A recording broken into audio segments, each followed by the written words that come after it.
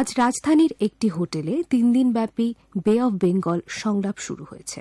উদ্বোধনী অনুষ্ঠানে প্রধান উপদেষ্টা অধ্যাপক ড মুহাম্মদ ইউনুস এমন একটি অর্থনীতি গড়ার উপর জোর দেন যেখানে প্রযুক্তি ও অর্থনৈতিক প্রবৃদ্ধির সুফল সকল মানুষের মধ্যে ভাগ করে নেওয়া যাবে। অধ্যাপক ড মুহাম্মদ ইউনুস কল্যাণমূলক দেশ গড়ে তুলতে ৩-০ ধারণার উপর ভিত্তি করে একটি পৃথিবী গড়ে তোলার উপর গুরুত্ব আরোপ করেন।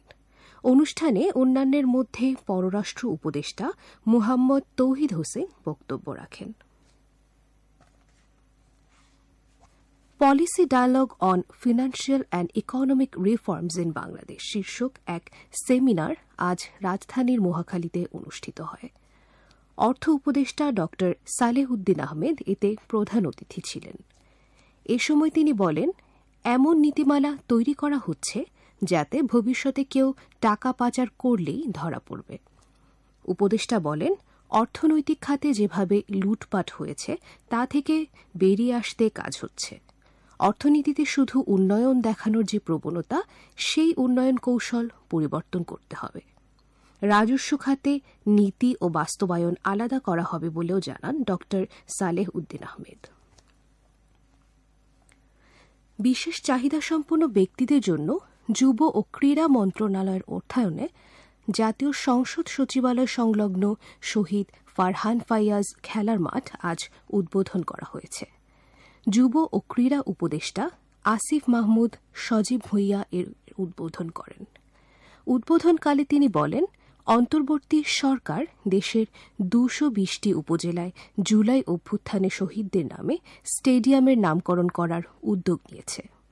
উপদেষ্টা আরও বলেন, সময় স্বল্পতার জন্য ২০২৫ সালের সকল পাঠ্যপুস্তকে জুলাই গণ অভ্যুত্থানের বীরগাথা তুলে ধরার জন্য একটি অধ্যায় থাকবে।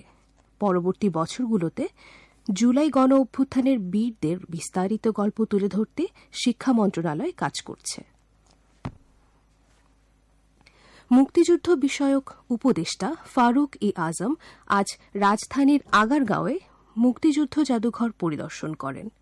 এ সময় তিনি জাদুঘর সংক্রান্ত বিভিন্ন বিষয়ে সংশ্লিষ্টদের দিক নির্দেশনা দেন এবং দেশের স্বার্থে একযোগে কাজ করার আহ্বান জানান। এছাড়া উপদেষ্টা ট্রাস্টি বোর্ডের সদস্য ও কর্মকর্তাদের সঙ্গে মতবিনিময় করেন।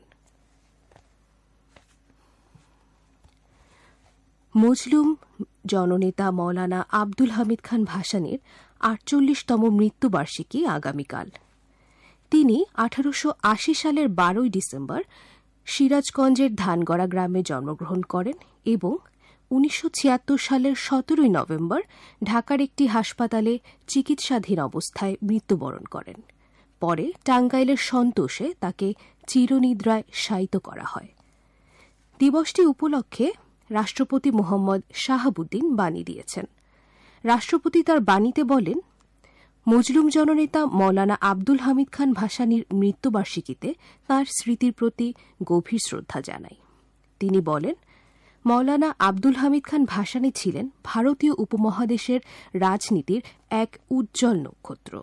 এ উপলক্ষে ঢাকা ও টাঙ্গাইলের সন্তোষে বিস্তারিত কর্মসূচি গ্রহণ করা হয়েছে। আজ পহেলা অগ্রহায়ণ। বছরের এই সময়টিতে নতুন ধান ঘরে উঠলে গ্রাম বাংলায় পিঠাপুলির আয়োজন বসে। গৃহস্থের ঘরে ঘরে শুরু হয় নবান্ন উৎসব। এই উপলক্ষে ঢাকা বিশ্ববিদ্যালয়ের চারুকলা ইনস্টিটিউটে শুরু হয়েছে নবান্ন উৎসব। সকাল থেকে সেখানে চলছে গান ও বাদ্যযন্ত্রের সুরের মূর্ছনা। নানা বয়সী মানুষ ছুটির দিনটিকে উপভোগ করতে সেখানে জড়ো হয়েছেন।